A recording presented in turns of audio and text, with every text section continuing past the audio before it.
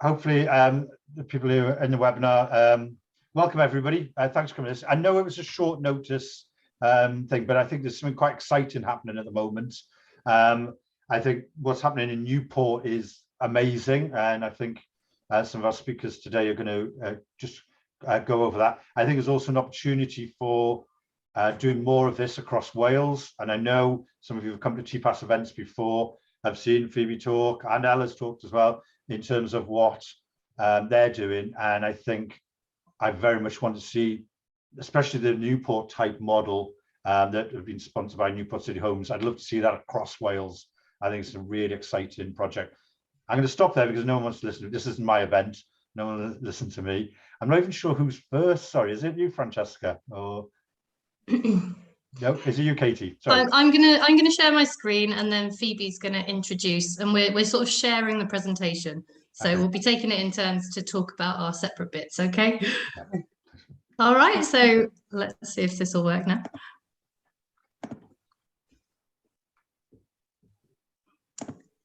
Okay, can everybody see that? Hopefully. Yeah. Yes, not on slide view, but yes, I can see it. Yeah, so as Katie said, we're going to take it in turns to kind of talk through different aspects of this project and just give you a little bit of an overview on what we're currently doing in Newport and what the kind of next steps of this project is and how you might want to get involved in those next steps. So firstly, we thought we'd just give you a little bit of an introduction to Repair Cafe Wales and to Benthyg Cymru, who are the two partner organisations that are working on Remake Newport. So can we have the next slide, please, Katie? So Repair Cafe Wales, just very briefly, is a not-for-profit community interest company, and we facilitate and help set up repair cafes all across Wales. A repair cafe is a community event essentially where people come in and they have their household items fixed completely for free by volunteers to stop those items going to landfill, so to reduce waste, but also to do things like increase community cohesion and to help tackle problems like social isolation. Next slide, please. So we've grown pretty rapidly as an organisation. So we started with one repair cafe in Cardiff in Cathays, and we've now got a network of around 60 repair cafes with about 50 of those being in Wales. So we've seen a real increase in kind of interest for these types of events across Wales and also in repair and reuse in general, which we'll come on to when we talk a little bit more about Remake Newport as well. So I'll hand over to Ella to give you an introduction to Benthyg Cymru. Thanks, Phoebe. Yeah, so I'm Ella Smiley and I'm a co-founder of Benthyg Cymru. For anyone who doesn't know, Benthyg is a Welsh word meaning borrow or lend. And we are setting up a network of libraries of things around Wales in order to sort of create places where people can donate stuff that they own but don't need, borrow stuff they need but don't own, and get together to share knowledge and skills. So basically the concept of a library of things is where you can borrow any sort of household item that you might need to use, you know, for a short term, and then that item, once you've finished with it, goes back to this kind of shared use in a library. So if we could look at the next slide, you will see that we've over the last year, oh sorry, there was another one. Our vision is to make borrowing in Wales as easy as popping out for a loaf of bread, and by which I mean, you know, to make it as normal as popping out for a loaf of bread as well.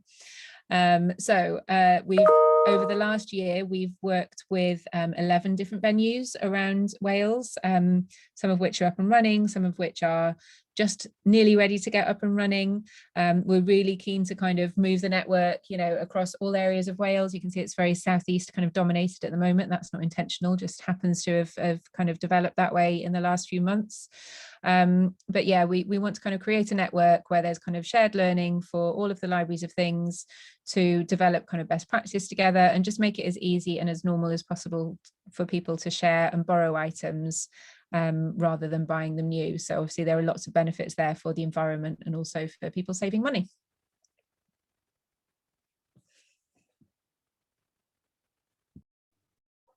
Okay, so here's a little video that I put together, which the Welsh Government shared as part of the COP26 week. So this just gives you a little sort of tour of the shop and some imagery of the volunteers sort of doing their repairs and some of the library stuff. So here we go, hopefully it'll work.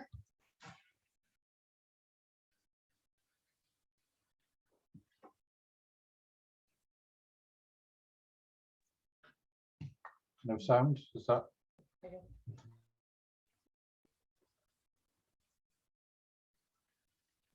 I can't remember if there's meant to be sound, but there's definitely visuals.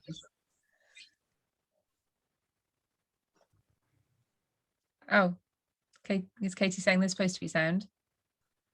Yeah. Oh, it's my son. My son doing some sewing.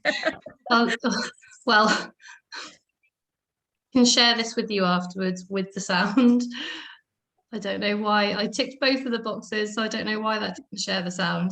We'll share that video with you in the email that we send out after this, so you can hear what the audio was. But we'll be talking through all the points that it had on there anyway.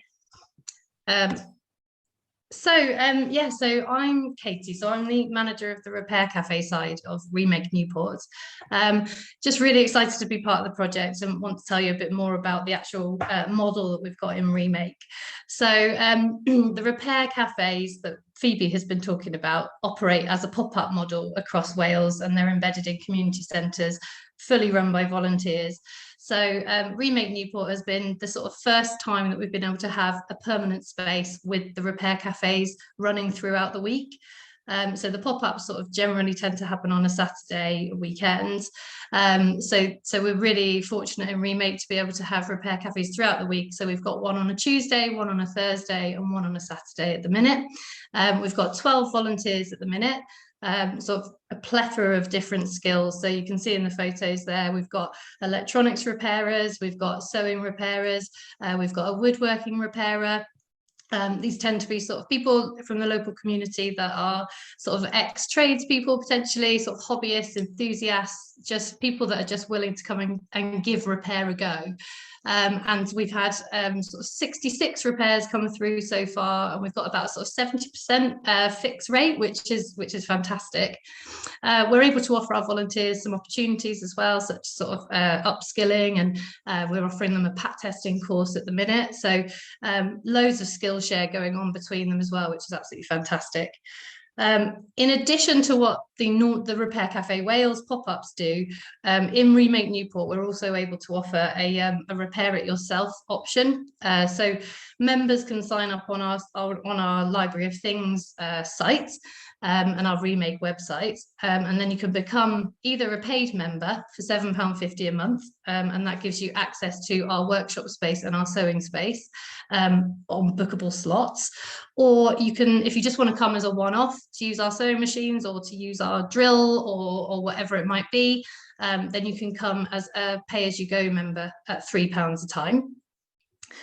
So that's a really sort of, we've had one person come down and use the sewing space so far. We've only been open 7 weeks at the minute, so just getting these new sort of ideas established. So that's a really exciting thing that hopefully we're going to be developing. And then the workshops that we're running. So we've got the workshop space, which is utilised as a great community space. And so far we've run 3 workshops. Those are either in partnership with another organisation. For example, next week we've got one with IKEA. They're coming to do their Live Lagon workshop, which is a sort of sustainability programme that IKEA run. We've also, one of our volunteers has already run a workshop, and some of our other volunteers are really interested in developing workshops and running them in the space. And then on Wednesdays, we have a digital drop-in, we call it. Essentially, it's another repair cafe, but it's got a digital focus. And we're in partnership with Uskmouth Rotary Club there, and their Laptops for Home Learning project, which was a project that was set up during the pandemic to support pupils with donated laptops.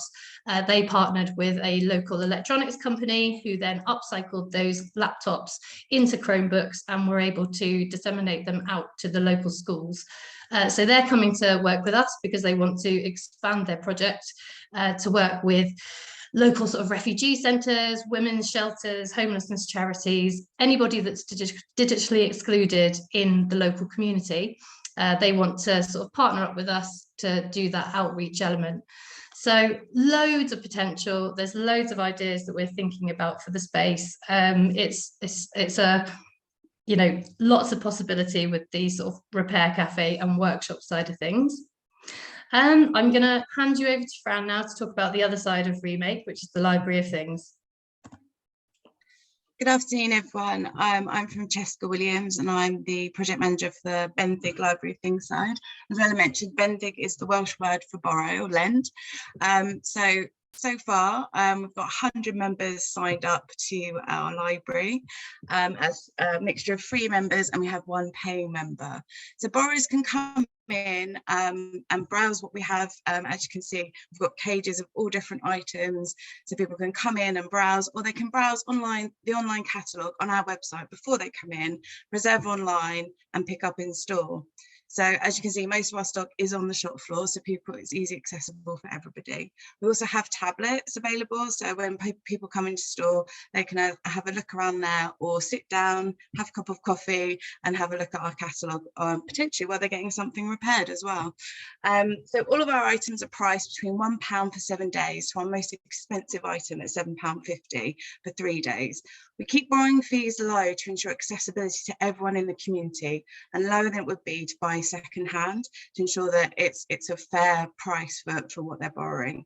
So in terms of borrowing, we have lots of different gardening tools and DIY tools, and they seem to be the most popular, but we have everything from kitchen equipment to gardening equipment. Someone brought in a lawnmower. We've had lots of donations coming in, particularly since we've been opened, and we've seen about 80 items come into the Library of Things through donations, which we're absolutely ecstatic about. And that's 85% of what we've got in our library has been donated. From a membership option that Katie talked about, we do have a free membership where people will pay full price for their borrows. But under the remake membership, which is £7.50 a month, you get 20% off your borrows, and you also get access to the repair it yourself space that Katie mentioned. So we've also partnered with Keep Wales Tidy as a litter picking hub, so people can borrow litter picking equipment from us, and we do the whole process, which we're hoping to get kick-started in January. They've also donated a trunk of gardening tools to us, which is fabulous, to our Library of Things, which we were very excited about. Some of them in fabulous condition. So we were tough to kind of get those into the store. We've also had lots of people borrowing, even though it's autumn winter now, which is great. We're also a water refill station, which is in partnership with Refill Newport, to encourage water bottle reuse and reduce plastic waste. And our extra kind of thing into the remake world is our partnership with Zero Waste at Tredegar House. So if you're not familiar with Zero Waste, there's two ladies who run a store selling refill and eco gifts and products, all sorts of household items, from washing up liquid through to shampoo, conditioner. They sell all sorts of like lentils, sugar, etc. So we have a selection of their refills, mostly liquid refills, in our store, along with some of their eco products, which we get a small fee from each sale that we make, and they've sold over about £200 so far in the store, so we're really chuffed with how that's going.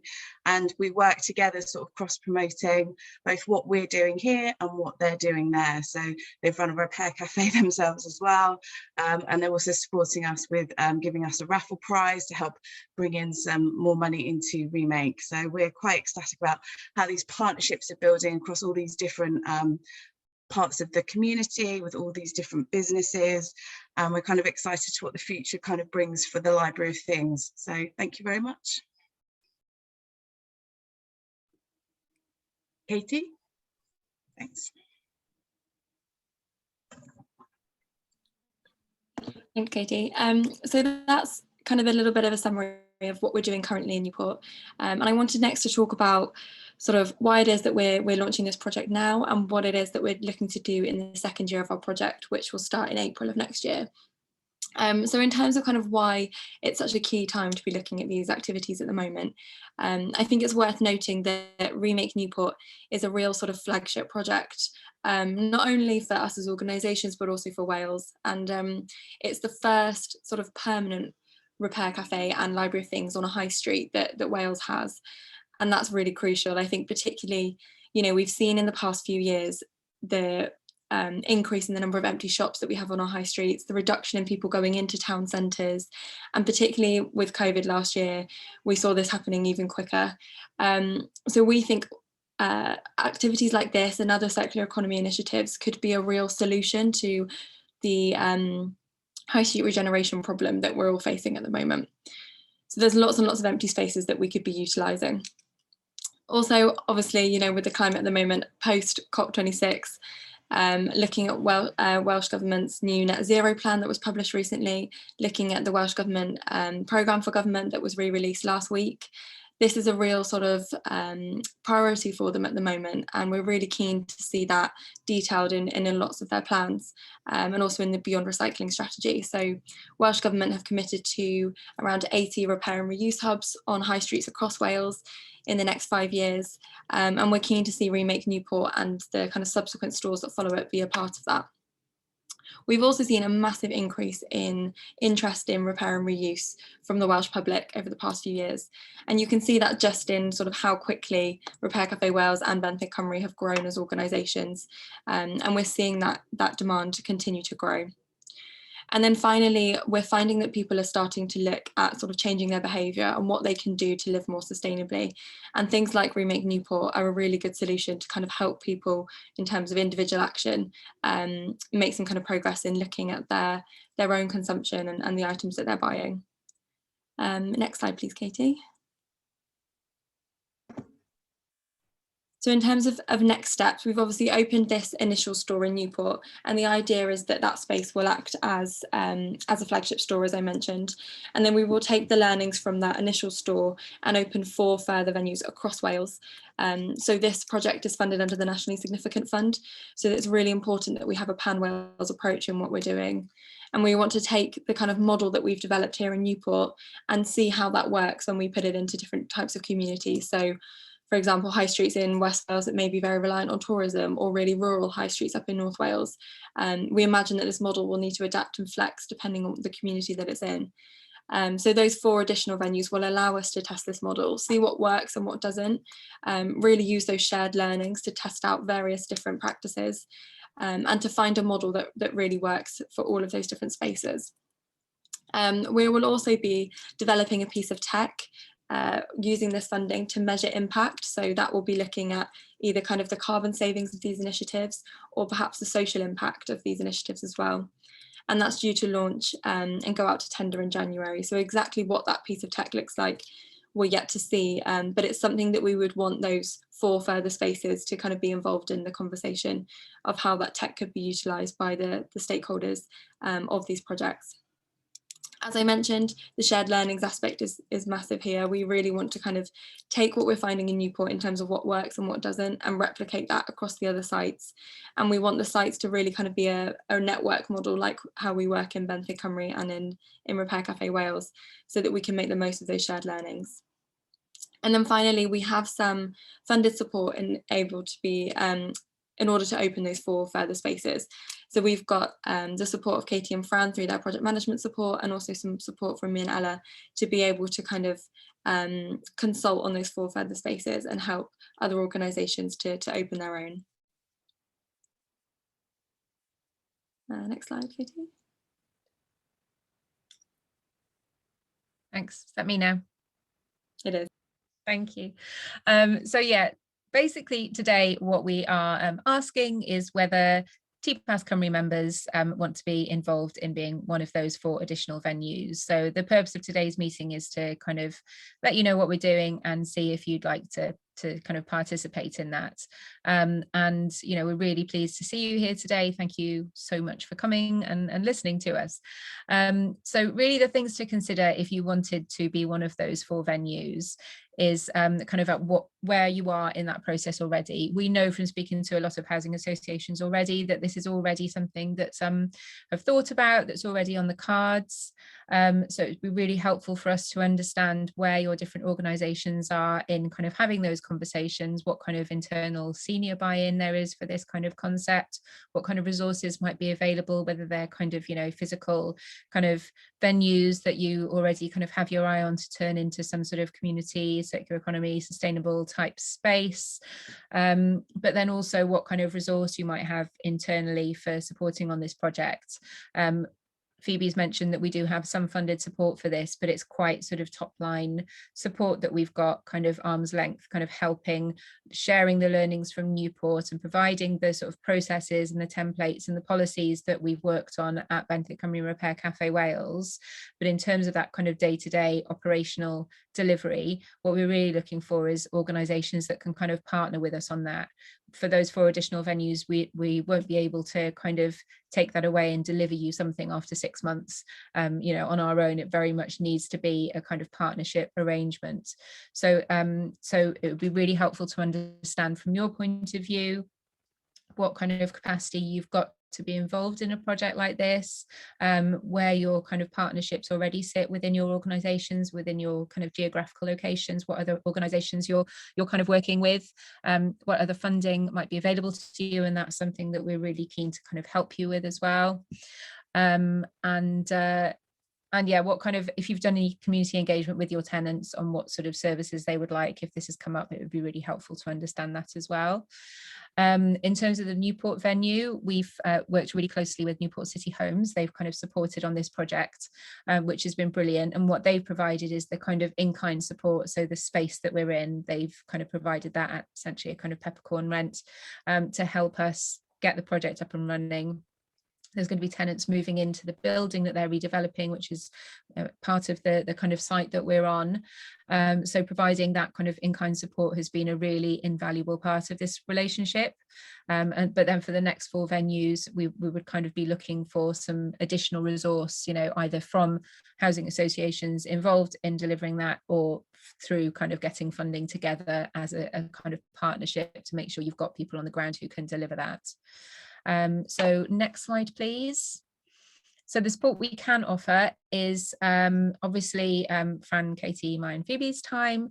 We can also offer help in writing bids for funding. So the Landfill Disposal Tax Communities Fund is open at the moment with a deadline of the 23rd of January, which seems very close, but we do have a bit of experience in writing those applications. So we could quite quickly kind of support on providing kind of skeleton applications for that you could kind of fill in and tailor for your organizations. You would need to be in an eligible location. There's an image on the map there of areas that are in those eligible locations for the landfill tax fund. But there, if you're not eligible, or if there's another reason that you can't apply for that one, there are a couple of others we're aware of: the National Lottery People and Places and the Capital Development Grant, both open at the moment. But there may well be more coming up over the next month or 2 that we'll be looking out for and sharing with interested parties. And then, you know, that kind of shared learning across networks as well. We're going to be kind of bringing everyone together to share their knowledge and learning and kind of addressing solutions together, and kind of developing best practice as the project develops. And then we've got at Repair Cafe Wales and Benthyg Cymru, we've already got quite extensive toolkits with kind of template policies and processes, including bilingual wherever possible. And we're hoping to kind of make that much more bilingual and extensive over the next sort of 6 to 12 months. So again, you'd be part of that. So I think that's everything we needed to say. Phoebe, did you want to wrap up with anything? Yeah, sure. I guess just in terms of next steps, and if you are interested in being one of our potential next 4 sites, we'll be sending a follow-up email after this talk with a recording of the talk, but also with some links to those funds that we've mentioned, and a list of questions. So if you are interested in being one of our 4 sites, it would be great if you could email us back with those questions filled in with as much information as you can give us in terms of any potential sites that you may have, the level of support you would be able to offer as an organisation, and what fund you would be looking at applying for, so that we know kind of in terms of timelines where we would need to assist you. And from there, we'll then arrange one-on-one conversations with any interested groups. You don't have to kind of have a set space at this stage, or, you know, a set fund that you'd be looking to apply for. It's very much a conversation at this point, but any information that you can provide us with would be really helpful. So that will be sent out later this afternoon. So can I just quickly give you a chance to breathe? The people in the webinar, and it's not a big webinar, so if you want to ask anything, now is a chance. If you raise your hands, I can effectively what's called hand you the microphone, or you can even, I can turn, you can come up onto the stage and ask if there's anything you want to ask. I think this is an amazing project. I've been to the Newport one. I don't know if anyone else has yet, but you look and you just see all those different skills and facilities. And I think we all need these in our communities. You know, I can see Reese here from Cynnon Taf and things like that. You know, these type of facilities in our communities will be amazing, I think. So does anybody want to ask anything in the chat or want to stick a hand up? Or we'll be sending information out afterwards with the contact details if you want to make touch and say take this forward. There is funding, and I think the other thing about this project is it's learned the mistakes already and learned the hard way, haven't you, along the way. You've got things like Benthyg has got that engine, you know, for the library of things already. You know, Repair Cafe has done so many of these, and so all that sort of toolkit, terms, conditions, liability, things like this. I haven't seen the hands coming up now. My filler has clearly helped, and but I think it's that expertise makes the project so much easier. Sarah, shall I just press your button a minute, and is something you want to ask? Yeah, there we go. I think I'm talking now. Yeah, my question is, I'm not ready yet. I know certainly, so I work for Bronavon in Torfaen in the community development team, and it's something that from a sustainability point of view, etc., community development wise, I'm really interested in doing. Ella, I saw your presentation that you did previously, and it's something that really did grab my attention. So would love to do something, but I don't feel that we are anywhere near that point, say, to be one of the next 4. So what would you suggest? Would you suggest at this point doing some, because for me, I like everything to be community led. So would you suggest, or how would you suggest doing some kind of consultation for our tenants and residents that would really help to establish if this is something, because although I think this is a good idea, do they think this is a good idea, to really find out what their interest in it would be? Yeah, I think that's a really good point. And we've got, just to come back to your point on timelines, we've got until April 2023 under this current funding to support new venues. It doesn't mean that we can't then support other venues beyond that point. We would just be looking at other funding pots. So I don't think it's, you know, if you're not going to be ready before April 2023, and by ready, I don't mean to actually open your space. That could just be to kind of start those conversations and to start the planning. Then we can certainly look at other funding beyond that point. But I do think looking at community engagement in the meantime is a really, really good idea. Everything that both of our organisations do is about being community led. We are very much against parachuting into communities and telling them what they need. And it comes back to this idea that all of those 4 spaces will probably look different depending on what community they're in. In terms of what we did and what we can offer you, we did things like surveys to ask people kind of whether they were interested in the concept in the first place, if they were, what they would be looking to borrow, what they would be looking to repair, how much they would be willing to pay, those kind of questions. And we could share that survey with you for you to put out to your tenants. But also a lot of the really helpful work we did before launching was meeting up with various other different partner organisations in the community. We joined up with the Circular Economy Network within Newport. We spoke to the colleges, the university, the local authority. So which has been really brilliant, because there's been real sort of community ownership of that space then, because it's so linked into all these other organisations. So I would suggest maybe talking to other partners as well in the meantime and seeing how they to support. That sounds fantastic. Thank you for that. I appreciate that. And that would actually be great. If you've already got questions that's set up that you've previously asked, that would be really helpful. Yeah, thank you. Not a problem. Certainly, Sarah, you know, if there's anything we can work together on in terms of a briefing, because sometimes it's a case of just even introducing the concept of a library of things, you know. It wasn't until it eventually came in my lap, I was like, oh my God, that's what I've been waiting for all my life, you know. It was, I just didn't know it existed. I'd seen repair cafes and I'd been to the one in Penarth, but, you know, just even introducing the concept, if we can help in any way, host a session. I know the team here are all very busy, but I think they can cover each other sometimes, can't they, on these subjects? And, you know, if we can do something just to get it started with community groups in your area, councillors as well, they're always a great one for getting the doors open, you know, your local authority members and stuff. I'm keen to help this, and I'm very supportive of this project. And I think we need, I mean, every high street. Oh, great. Thanks, David. No problem. I might just leave you there for a minute. Reese, I know you had your hand up, I think, and then you put something in the chat. I guess some of that's been covered already, but do you need to do market research beforehand, and how much? So I mean, we've talked about community engagement, and I guess something else to add to that is that, you know, we're very open to site visits as well. If you wanted to bring in some tenants, your kind of a tenant committee you might have, or other members of staff, or your local councillors, they could come down and see the space. I think David makes a good point in terms of just introducing the concept. You know, for some people it's quite hard to envision what it would look like, and they actually need to come into this place and see how it all works. So that might be a good way of kind of getting people to understand the concept and sort of. In terms of market research, it's good to kind of have a bit of an understanding of the area that your site may be based in. So we are big on not competing with local business, and we don't want to take repair away from local businesses. So understanding kind of the relationship to local business in the area is crucial as well.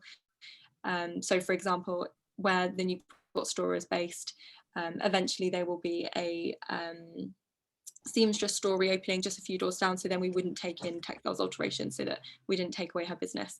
That kind of thing is maybe worth doing in terms of market research. But I think the big thing is that community engagement in the first instance.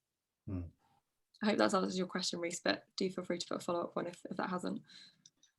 Can I just follow up on what Phoebe was saying there? We're actually, as part of the project, we're going to be putting together a kind of advisory panel made up of housing association staff and tenants, which is kind of in addition to and alongside these 4 venues. So that panel doesn't need to be made up exclusively of, you know, partners who are setting up the 4 new venues.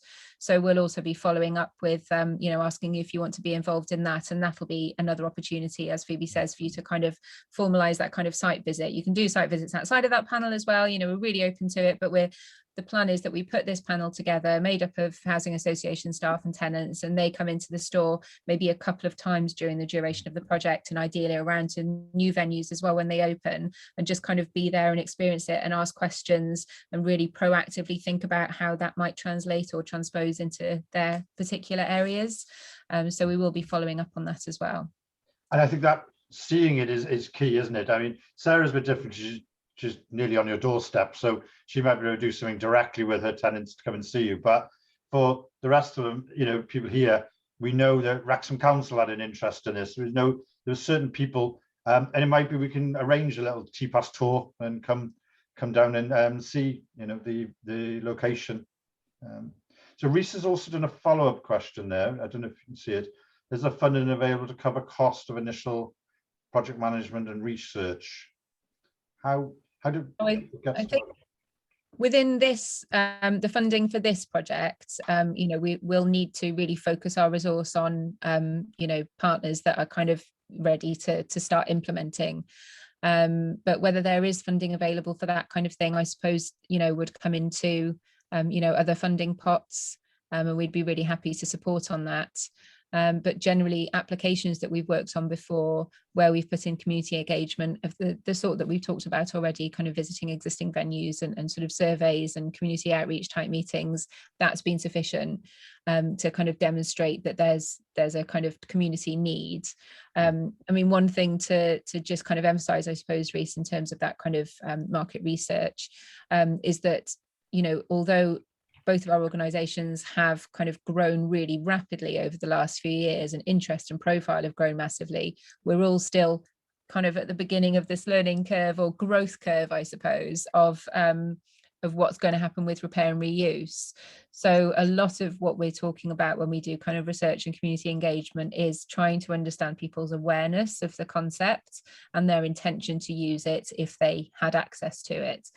Very much the next stage, and the next sort of 6-12 months and beyond, is going to be understanding how we convert that enthusiasm and interest into you know, people actually doing it. You know, there's a behavioural change element here, which is going to be a big part of, I think, our kind of collaborative network learning over the next year and beyond.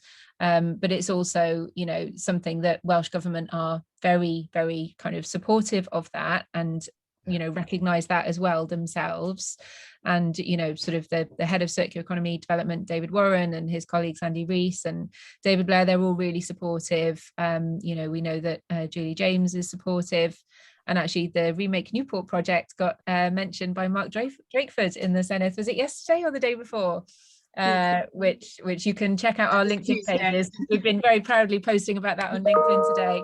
But there is support at Welsh Government at the very highest level for this concept, and it's something that I think we need to kind of acknowledge that we are at the beginning of a curve, but the signs are very much that it's a curve that's going in the right direction. And so I think it's a question of like getting on board that roller coaster at the beginning. But you'd be very welcome to join the roller coaster halfway through as well. Can I ask a question? You're probably in talks with certain people already, I'm guessing. So it might be that maybe Rees or someone may not be ready yet, but there's a lot of people operating in his area, housing associations, things like that. So it might be that it might be an opportunity to partner or to join in with somebody else. I don't really want to give away I don't know. But I don't want to ask you to put you on the spot into any confidential conversations you're having, but it might be if someone's interested here, but they're not quite ready or how to get started. Is it worth them contacting you? Because it might be that you're already in touch with an agency in their area who might have done some groundwork or might have an opportunity to partner. Is that feasible? Yeah, we do that a lot actually already. And I mean, somebody's already mentioned RCT. I've had 2 meetings with people from RCT in the last 7 days wanting to do this, and I've already put them together. So whoever it was on this meeting that's operating around there, we would do the same. And that's something that all 4 of us kind of very naturally do these days, kind of just put people together. And we're really keen, Newport is a great example of where we've kind of got, as Francesca set out, all of these different partnerships and different elements, ways to encourage people in and make the store as relevant for as many people as possible. And that's something where we think there's real potential for kind of shared learning to understand how we can explore different revenue generation streams, for example, through concessions with the slightly more commercial circular economy organizations like Zero Waste, but also how we can kind of get people to come through the door, perhaps to refill water bottles or to kind of participate in some other kind of activity where they might not have previously have thought of using a library of things, but then once they're in the store, that possibility opens its doors to them. Yeah. So yeah, we're really open to kind of joining all of the dots and putting people together. And definitely, as you suggested, David, if somebody, if there's any organisation that's interested in what we're doing, doesn't feel quite ready now, we've got spreadsheets of people where we kind of keep records of those conversations, and as and when a new funding pot comes up, or we talk to somebody new who's in a slightly more kind of progressed kind of position, we will absolutely join those dots together. It's never a now or never conversation. But the in this particular context for Remake Newport, obviously there's the landfill tax and the fact that the deadline for that is next month, rapidly approaching, and that we're keen to kind of get these 4 venues lined up for next year. That's a priority at the moment, but it's our doors are always open to conversations about doing things a different way. I noticed Rees has asked another question. This could be for Ella, I think. There's a scope for interlibrary lending. Yes, absolutely. In fact, Remake Newport is doing an eco Christmas wreath workshop, and for which they are using dried orange slices using a dehydrator borrowed from Benthyg Penarth. Oh. So there's one example for you. And also we've borrowed already. Remake Newport has borrowed stuff from Benthyg Monmouthshire, which isn't even open yet. So yeah, there definitely is scope. Basically, our approach is, what we want to create. Our vision is to have a kind of Wales-wide network where anybody can borrow anything within that network, regardless of where they live or where they're going or where they are. So at the moment, the kind of online borrowing platform we use is kind of like per project, but eventually what we want to do is create a network that makes it easier for those things to be shared. At the moment, it's the fact that we all know each other, and so if there's something that you need, you tend to know, then you don't have it, you tend to know where it is, and so you just borrow it directly. But ultimately our kind of grand vision is to have a kind of dedicated network, so not just sort of interlibrary, in the way that we've done it in Newport and Penarth, for example, but our kind of vision would be that if you were kind of traveling around Wales for work or for holidays, rather than having to pack everything that you need, whether it's camping equipment or beach equipment or work equipment, that you would be confident that you could borrow it wherever you're going. So then it might be more possible for you to get public transport rather than have to drive a car to your destination. So, you know, our vision is very much about making these shared resources within Wales available to everyone, maximise the use of resources that already exist within our communities to try and avoid things from going to landfill, and really recognising this kind of element of like overconsumption within our societies, and kind of the fact that there probably is enough stuff in Wales now. We probably don't need to bring in any more stuff. It's just a question of understanding where all that stuff is and how we can make the most of it. And I think organisations like local authorities and councils and maybe housing associations as well already see that day to day, where you get like a funded project and you buy some stuff in and it gets used for a project, and then it ends up in a shed or a cupboard with people thinking, oh, we've got this stuff and we're not quite sure what to do with it. You know, this is a really good opportunity to make those resources available to everybody. So the answer to your question is yes, Rhys. Great. And I think I'm conscious of the time, but equally what I like about the project you're doing is that innovation as well. So you mentioned like you're doing repairs now, but it might be some of those things will stop. I've tested once or twice like peer-to-peer lending, which is, you know, I'm not prepared quite to give it away yet to the library, but I would be, you know, could loan it locally, and I've taken part in tests of that before. I think the nature of this work is it's great community work and great community resilience, and some of those models will tweak and change in time, and I know, you know, this is a great model for that adapting, and as different things evolve, don't they? So, good. Has anybody else got any more questions at the moment? Or what we can do is we can send this recording, presumably the information about the landfill tax, those things you want to probably share with people today, and also there's also a number of people who couldn't make it today because it was short notice, who want to see a recording of this and the information. And that's where I think some of those partnerships might come, because I think there's other people in close proximity that are also interested, and there might be some value of us helping, and with Phoebe and Ella and everyone, putting some of those people together, you know. Yeah, absolutely. Yeah, Phoebe will send round information, and yeah, please do just follow up with us. And if there's anything you're not clear about, I'd be really interested to know. I don't know if we can do like a show of hands or something in this format.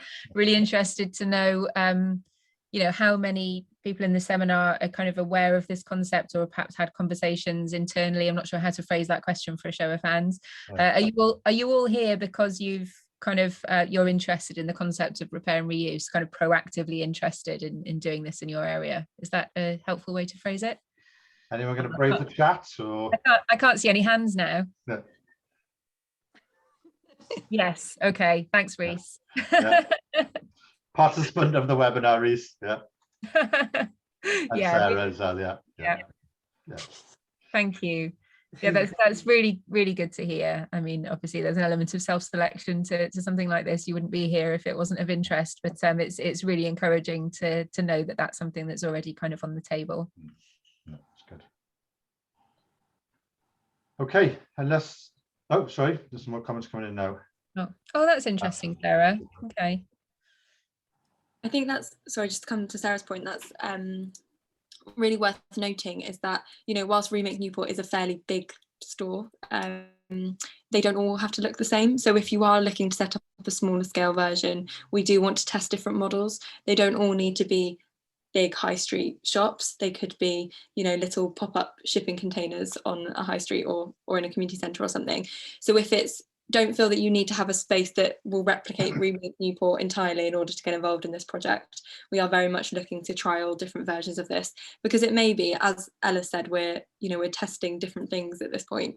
It may be that actually smaller versions work better. So it's worth us testing different size and shape spaces in the first place. So Sarah, if you are looking at a smaller one, do please still get in touch, because we are still very interested in those.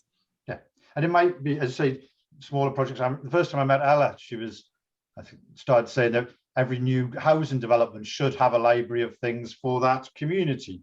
You know, why do you need everybody owning a lawnmower or a vacuum cleaner or a carpet cleaner or all these different things? I think that was literally one of the first conversations I ever had with you. New developments and estates and things like that should have their own facility to borrow between them and stuff. That's a different model and a different set of issues, but I think we need to think like this circular economy as we go forward, that we don't need to own everything ourselves. We can't afford to, and it's just a waste, isn't it? You know? Yeah. Yes, definitely worth considering that kind of model, I think, and that sense of community ownership as well, you know, sort of empowering people who kind of already share space to a degree, you know, empowering people to share stuff that actually makes everyone's lives a bit easier, and sort of more money in their pockets after all the bills are paid. It feels like a bit of a no-brainer, really, doesn't it? Yeah, and these things could be built in as we go forward into our developments in housing. Yeah, absolutely. Okay, is there any more comments? If not, we'll get busy getting some information out to you. Thank you so much for coming today. So yeah, I should be doing